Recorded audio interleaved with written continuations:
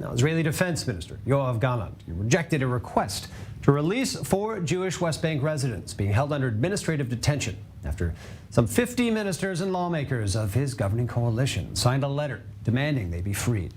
Now, at least 2 of those detainees are accused of taking part in last month's deadly rampage through the Palestinian town of Huwara, while the other 2 have apparently been held since last year.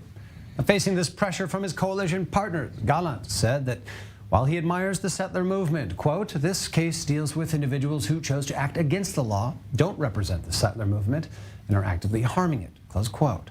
And while the new Israeli government reveals its inherent divides, fresh threats are reportedly emerging from key Hamas figures in the Gaza Strip, and that a next major conflict could be looming.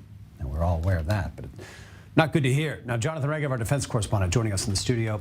First, we have to look at this government here in Gallant, the latest. I mean, it seems like just last week we're talking about other frictions when it comes to West Bank policy. How much pressure is on Defense Minister Gallant at this point?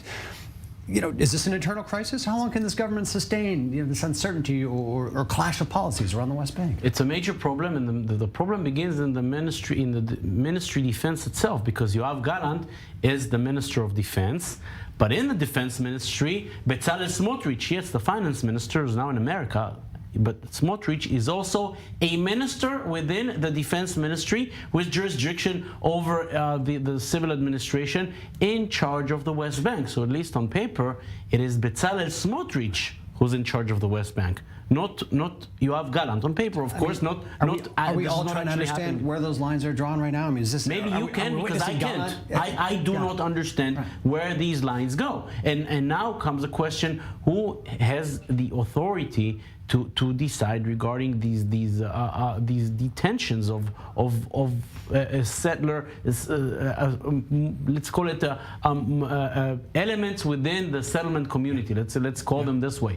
We know that they enjoy the backing of Bezalel Smotrich, which we just mentioned, is a minister within the Defense Ministry. They also enjoy some kind of support from Itamar Ben-Gvir, who's the Minister of Internal Security, and the Defense Minister, who was supposed to be in charge of defending Israel from wars and other fronts, which you just mentioned that these things are happening, constantly happening, is in charge of that, and he's in constant friction with colleagues from within the coalition.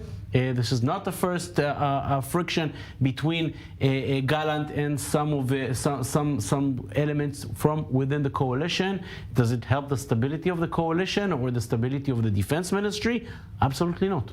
I mean, as you know, we're discerning this unclear chain of command. We're hearing now grumblings again from Hamas, from certain relevant key figures in Hamas's hierarchy there. What do we know about how the enemies are essentially looking at this moment as well? Also reading the winds that there may be, some issues, internal strife in Israel. Is this an opportunity for those seeking to harm us? So first of all, a little word of advice: if the friends Nasrallah and Sinwar and others are watching, I would advise them not to test Israel.